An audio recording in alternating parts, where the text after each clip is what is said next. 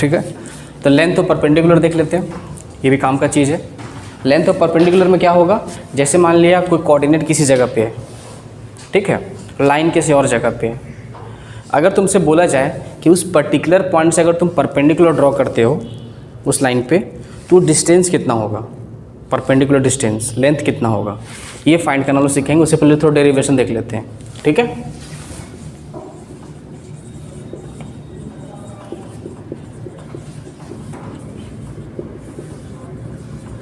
जैसे मान लिया एक लाइन दे रखा है इस तरीके का, ठीक है ना। इसका इक्वेशन दे रखा suppose ax plus b y plus c equal to 0। जैसे लाइन की इक्वेशन पता चला, सब कुछ पता चल गया, तुम आराम से एक्स इंटरसेप्ट निकाल सकते हो, वाई इंटरसेप्ट निकाल सकते हो, स्लोप निकाल सकते हो, एक्स एक्सिस से एंटी क्लॉकवाइज कितना एंगल बना रहे हो भी निकाल सकते हो, सब कुछ निकाल सकते हैं इससे, ठीक है। तो लाइन का इक्वेशन पता है। सपोज मान लिया एक पॉइंट पी किधर कहीं है, सपोज यहाँ पॉइंट पी दे रखा है इस तरीके से, जिसका कोऑर्डिनेट मैंने मान लिया h, k, ठीक है, पी का। मैंने क्या किया, इससे इस पर परपेंडिकुलर ड्रॉ कर दिए, ठीक है। सपोज यहाँ पे m पे कट करा, m पे मतलब ठीक है परपेंडिकुलर डल गया, ठीक है। इस m को हम लोग ऐसे बोलते हैं foot of perpendicular. Foot of perpendicular बोलने का मतलब क्या होगा, p से अगर बोला जाए कि p से मैंने फुट ऑफ परपेंडिकुलर इस लाइन पे ड्रॉ किया, then find foot of perpendicular, that means ultimately तुमको m का कोऑर्डिनेट निकालने के लिए बोला जाएगा, ठीक है। बट यहाँ पे length of perpendicular means ultimately तुमको pm का लेंथ फाइंड करना है। मेरा मोटिव क्या है, pm का लेंथ फाइंड करना, ठीक है। तो एक बहुत आसान तरीका क्या है, जैसे अगर मान लिया मेरे को लेंथ ऑफ परपेंडिकुलर नहीं पता है तो भी इसका हम लेंथ निकाल सकते हैं। कैसे निकलेगा, इससे अगर तुमको इस लाइन की इक्वेशन पता है तो इसका स्लोप भी पता है, और इस पर ये लाइन परपेंडिकुलर है तो इसके स्लोप के हेल्प से इसका स्लोप निकल जाएगा। m1 m2 -1 होता है। जैसे अगर इसका स्लोप देखो, जैसे स्लोप कितना आ जाएगा, y equal to -a/b(x) -c/b आ जाएगा। इसका स्लोप कितना गया, -a/b इसका स्लोप है, तो पलट के साइन चेंज करोगे तो b/a इसका स्लोप आ जाएगा। m1 × m2 -1 हो गया ना। तो इसका स्लोप पता है, अगर इस पर कोई भी लाइन परपेंडिकुलर है तो उसका स्लोप को, इसके स्लोप को पलट के साइन चेंज करो, क्योंकि m1 m2 -1 होता है, ठीक है। तो इसका स्लोप निकाल लिए हो, और पॉइंट स्लोप से इसका इक्वेशन लिख लोगे, तुम लोग लिख लोगे, और इन दोनों लाइन का आपस में सॉल्व करोगे तो इससे m का कोऑर्डिनेट आ जाएगा, और इसका कोऑर्डिनेट आ गया तो डिस्टेंस फार्मूला से pm का लेंथ निकाल लोगे। लेकिन लेंथ थोड़ा ज़्यादा हो जा रहा है, ठीक है, इतना कुछ करना नहीं है, हम लोग समझते हो और क्या तरीका हो सकता है, ठीक है। स्टार्ट करते हैं। सपोज ये इसका स्लोप कितना हो गया, इसका स्लोप -a/b आ गया। Suppose this is my x axis, ठीक है। तो ये एंगल सब आई थिंक ये एंगल सपोज मान लिया थीटा एंगल बना रहा है, तो इसका इस लाइन का स्लोप tan थीटा हो जाएगा। तो इस जगह से tan theta equal to -a/b भी हो जाएगा, यही स्लोप है, ठीक है। तो अब एक काम मैं करता हूँ, इसी की एक्स एक्सिस के पैरेलल एक लाइन ड्रॉ करता हूँ, ठीक है, इस तरीके का। कोई दिक्कत नहीं है ना। मेरा मोटिव है pm को फाइंड करना, ठीक है, फाइंड pm, ठीक है। अब देखो अगर ये एंगल थीटा और ये एक्स एक्सिस का पैरेलल, तो ये भी एंगल थीटा हो जाएगा, बिल्कुल अल्टरनेट इंटीरियर एंगल जो बोलते हो, ठीक है, थीटा आ गया, है ना। अब ये एक राइट एंगल ट्रायंगल हो गया। सपोज यहाँ पे n है, क्या है, n है, मीन्स PMN एक राइट एंगल ट्रायंगल हो गया, ठीक है। अगर P का कोऑर्डिनेट h, k है फॉर एग्जांपल, ठीक है, तो n का कोऑर्डिनेट अगर लिखना होगा तो x एक्सिस का पैरेलल है, तो x एक्सिस के पैरेलल अगर आगे बढ़ोगे तो सिर्फ x कोऑर्डिनेट चेंज होगा, y तो फिक्स हो गया, ठीक है। तो y फिक्स हो गया, तो एक काम करते हैं, इसका मैं अभी x कोऑर्डिनेट छोड़ देता हूँ, बट y कोऑर्डिनेट यहाँ पे भी k ही होने वाला है, क्योंकि हम लोग x एक्सिस की ओर आगे बढ़े हैं, ठीक है। ठीक, अब मेरा मोटिव क्या है यहाँ पे, इसका x कोऑर्डिनेट फाइंड करना, ठीक है। तो ये अब देखो राइट एंगल ट्रायंगल है, समझ रहे हो। अब मैं सपोज इसका लेंथ को मैं मान लेता हूँ फिलहाल d मान लिया फॉर एग्जांपल, क्या मान लें, d मान लिया, d मेरे को फाइंड करना है, ठीक है। तो अगर ये d है और राइट एंगल ट्रायंगल है, ठीक है, तो ये मेरे का d कोसेक थीटा आ जाएगा। ये कितना आ जाएगा, या फिर ये कोसेक थीटा आ सकता है, देख लेते हैं, ठीक है। ये काम करते हैं, जैसे ऐसा करते हैं, मेरे को ये फाइंड करना है, ठीक है, क्यों आगे और बढ़ रहे हैं ना, मेरे को फाइंड क्या करना है, PN फाइंड मेरा मोटिव करना, ठीक है। तो अगर तुम साइन थीटा लगाते हो तो sine theta equal to perpendicular by hypotenuse करते हो, तो इसका परपेंडिकुलर क्या हो जाएगा, ये डी हो जाएगा, ये क्या हो जाएगा, पी एन हो जाएगा। तो पी एन क्या हो गया मेरा, D by sine theta, that means D cosec theta बोल दोगे, कर दोगे ना। यहाँ से यहाँ तक क्या हो गया, ये डी कॉसेक थीटा आ गया मेरा। पहले किसका एक्स कोऑर्डिनेट एस, तब क्या हो गया H plus d cosec theta, comma की आ गया मेरा, एन का कोऑर्डिनेट आ गया। अब ध्यान से समझना, जो एन का कोऑर्डिनेट आया वो ये a x plus b y plus c जो लाइन था उसको सेटिस्फाई करेगा, क्योंकि उसी पे लाई कर रहा है, ठीक है। तो लाइन की इक्वेशन क्या था, a x plus b y plus c equal to 0। इस लाइन पे ही एन लाई कर रहा है, तो इस लाइन को सेटिस्फाई करेगा। तो एक्स में क्या पुट करेंगे हम लोग, h plus d cosec theta plus b k plus c equal to 0 करोगे, ठीक है, सही है ना। यहाँ पे ए भी आ जाएगा, एक्स में हमने पुट किया ना, ठीक है। तो यहाँ से a h plus a d cosec theta plus b k plus c equal to 0 कर रहे हो, तो ए डी कॉसेक थीटा जो मेरा आया क्या हो गया, minus a h minus b k minus c आ गया, ठीक है। अब एक काम करते हैं, यहाँ से कॉसेक थीटा को एलिमिनेट करते हैं। एलिमिनेट कैसे करेंगे, जैसे ध्यान से देखो, tan theta equal to minus a by b है, ठीक है। तो यहाँ इस जगह से मेरा जो कॉसेक थीटा होता है, कॉसेक थीटा क्या हो जाएगा, और ऑफ कोर्स क्या होता है, एच बाई पी होता है, ठीक है। तो पी कितना है, माइनस ए बाई बी, और सेकेंड क्वाड्रेंट में अगर मान ली सपोज ये वैल्यू नेगेटिव भी हो, फॉर एग्जाम्पल अगर मान ली ए बी दोनों पॉजिटिव है और अगर कंप्लीट नेगेटिव है, तो एंगल 90 से 180 के बीच में होगा थीटा, क्योंकि 10 नेगेटिव तो 90 और 180 के बीच में आप इस जगह पर लेने वाले, क्योंकि थीटा मेरा 0 से लेकर 180 के बीच ही होता है। बट कॉसेक को कोई टेंशन नहीं है, कॉसेक 0 से 90 हो या फिर 90 से 180 हो, कॉसेक तो हमेशा पॉजिटिव होने वाला है। बात को समझ रहे हो। और सेकंड क्वाड्रेंट में साइन और कॉसेक पॉजिटिव होता है ना, ये तो पॉजिटिव होगा, ठीक है। मेरा बोलने मोटिव क्या चीज़ जगह पे है।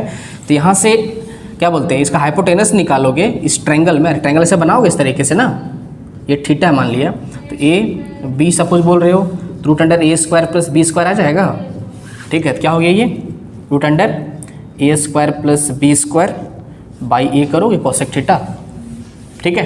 तो यहाँ से क्या हो गया, a into d cosec theta क्या आ गया मेरा, a square plus b square divide by a करोगे, तो ए और ए क्या हो गया, कट गया, इक्वल टू क्या हो गया, minus a h minus b k minus c. तो यहाँ से डी क्या आ गया मेरा, minus a h minus b k, बाहर माइनस निकाल लो कॉमन, तो plus c root under a square plus b square, और लेंथ कभी नेगेटिव नहीं होता है, ठीक है। तो मोड लगा दो इस जगह पे, a h plus b k plus c divide by root under a square plus b square. This is length of perpendicular, क्या आ गया ये, length of perpendicular from P which is h comma k to the line ax plus by plus c equal to 0। Simple सी बात है। Mean देखो क्या करना क्या है, सो ये तो डेरिवेशन समझ में आ गया होगा सभी को, बट मेन यहाँ पे काम क्या करना है, कुछ भी नहीं। अगर मान ले मेरे को पी का लेंथ निकालना है तो करना क्या है, ये जो इसका एक्स कोऑर्डिनेट है, इस लाइन के एक्स कोऑर्डिनेट में पुट करो, एक्स में एच पुट करो, वाई में क्या पुट करना है, के पुट करना है, और divide by root under x का कोफिशिएंट का स्क्वायर प्लस वाई के कोफिशिएंट का स्क्वायर। कितना जल्दी आंसर आ गया। अदरवाइज तुमको क्या करना पड़ता, इसके स्लोप से इसका स्लोप निकालते, पॉइंट स्लोप से इसका इक्वेशन निकालते, ठीक है, फिर इसको सॉल्व करके एम का कोऑर्डिनेट निकालते, एंड देन डिस्टेंस फार्मूला से पी एम का लेंथ निकाल सकते थे, ठीक है। एक और मेथड इसका निकालने का क्या मेथड है, हम लोग जो पढ़े थे ट्रिग्नोमेट्री और पोलर फॉर्म में, क्या करे थे, इसको एच कॉमा के बोल दिए हो, इस डिस्टेंस को तुम आर एज्यूम कर लेते, ठीक है। तो यहाँ इस जगह कोऑर्डिनेट एच प्लस क्या बोलते, आर कॉस थीटा कॉमा के प्लस आर साइन थीटा करते। बात को समझ रहे हो, ठीक है। और इसका स्लोप के हेल्प से इसका स्लोप निकालते, तो इसका स्लोप जो निकलता है वो टेन थीटा के इक्वल होता, और यहाँ से टेन थीटा के हेल्प से साइन थीटा और कॉस थीटा निकालते। तो एच और के तुमको पता था, कॉस थीटा साइन थीटा भी पता था, और सिर्फ आर अननोन था, तो एम का जो कोऑर्डिनेट आता वो इस लाइन को सेटिस्फाई करता, वहाँ से आर का वैल्यू निकलता। तो निकालने का खूब सारा मेथड है, ऐसे नहीं एक ही मेथड है। ठीक है, बट फिलहाल हम लेंथ परपेंडिकुलर कर रहे हैं, ठीक है। तो मेरे को ये चीज़ पता होना चाहिए। बहुत सबसे आसान, सबसे जल्दी आंसर किससे आएगा, इसी तरीके से आएगा, ठीक है। छोटा सा क्वेश्चन देख लो। क्वेश्चन ऐसा बोल सकता है फाइंड, देखो ऐसा बोल सकता है find length of perpendicular from 2,3 to the line 2x + 3 ऐसा, या फिर 3x + 4y - 2 = 0। ये रहा क्वेश्चन, ठीक है। तो करना क्या है, तुमको d निकालना है। तो चुपचाप से x में 2 पुट करोगे तो 3 × 2 + 4 × 3 - 2 मॉड लगा दो, divide by √a², that means 3 का स्क्वायर + 4 का स्क्वायर करोगे तो d क्या हो गया 6 + 12 विच इज़ 18 - 2 विच इज़ 16। और ये क्या आ गया 16 + 9 25 विच इज़ 5। तो कितना जल्दी आंसर आ गया लेंथ ऑफ परपेंडिकुलर, ठीक है। तो लेंथ ऑफ परपेंडिकुलर हमने इस पर्टिकुलर पॉइंट से फाइंड कर लिया, ठीक। कितना है डिस्टेंस क्या है, ठीक है। आई होप सबको क्लियर हो गया यहाँ तक, है ना। लिख लो इस चीज़ को। नेक्स्ट देख लो, जैसे मान लिया अगर 2 पैरेलल लाइन है, ठीक है, और 2 पैरेलल लाइन के बीच में डिस्टेंस निकालना तो भी निकाल सकते हैं इजीली, क्योंकि हम लेंथ ऑफ परपेंडिकुलर देख चुके हैं। 2 पैरेलल लाइन बोलने मतलब क्या हुआ, दोनों का स्लोप सेम होगा। बात को समझ रहे हो। जैसे सपोज एक लाइन ऐसा दे रखा है, एक लाइन ये दे रखा है, पैरेलल दिख रहा है कि नहीं दिख रहा है, तेरा, ठीक है। तो डिस्टेंस बिटवीन 2 पैरेलल लाइन जो होगा वो परपेंडिकुलर लेंथ होगी, दिख रहा है। ये भी हर जगह क्या होगा, परपेंडिकुलर होगा। सपोज इसका इक्वेशन दे रखा है ax + by + c1 = 0। सिर्फ y इंटरसेप्ट डिफरेंट होगा, बात सबको समझ में आता है। स्लोप सेम होगा तभी पैरेलल है। सपोज इसका इक्वेशन है ax + by + c2 = 0, ठीक है। अब तुमसे बोला जाए कि फाइंड, क्वेश्चन क्या है, फाइंड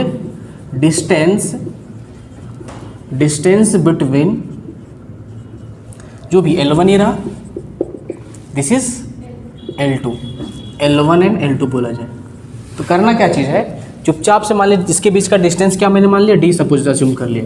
तो d = जो होगा वो क्या हो जाएगा c2 - c1 divide by √a² + b²। Simple सी बात है, बस मेरे को इसका y इंटरसेप्ट से मतलब है, ठीक है।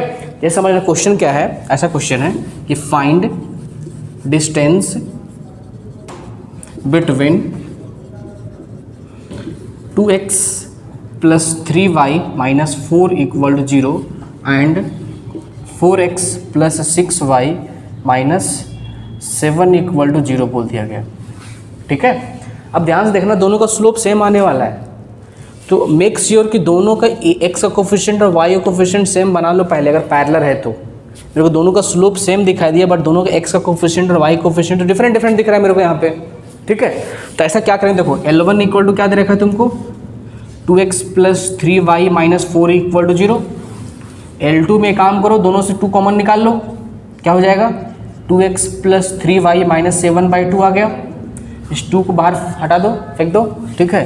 तो क्या हो गया 2x + 3y - 7/2 = 0, ठीक है। दोनों का स्लोप सेम है, दोनों का स्लोप कितना -2/3, इसका भी स्लोप -2/3, इसका भी स्लोप -2/3। x का कोफिशिएंट a, y का कोफिशिएंट b दोनों सेम है। c1 का वैल्यू -4 और c2 का वैल्यू -7/2। तो डिस्टेंस निकालना है, ठीक है, डिस्टेंस बिटवीन दिस 2 लाइन, ठीक है। क्या लिखेंगे d will be = c2 - c1। तो c1 क्या बोल दो, किसी एक को c1, किसी दूसरे को c2, किसी को बोल दो, कोई फर्क नहीं पड़ता है, क्योंकि मॉड वाला खुद बैलेंस कर लेगा वो, ठीक है। यहाँ से c1 कितना आ गया तेरा -4 एंड c2 = -7/2 आ गया, ठीक है ना। तो क्या करोगे c2 - 7 दैट मीन्स -7/2 माइनस, और एक और माइनस लगा हुआ है √a² + b², 2 का स्क्वायर प्लस 3 का स्क्वायर, कर लोगे जो करना है। अब सवाल आता है कि आता कहाँ से ये चीज़, क्वेश्चन तो दिमाग में आना चाहिए ये चीज़ कहाँ से आ रहा है, ठीक है। तो सिंपल है, वही लेंथ ऑफ परपेंडिकुलर जैसे करे थे ना उसी से आ जाएगा। जैसे समझो मैंने अज्यूम कर लिया पॉइंट है दिस H, K जो इस L1 पे लाई कर रहा है, ठीक है।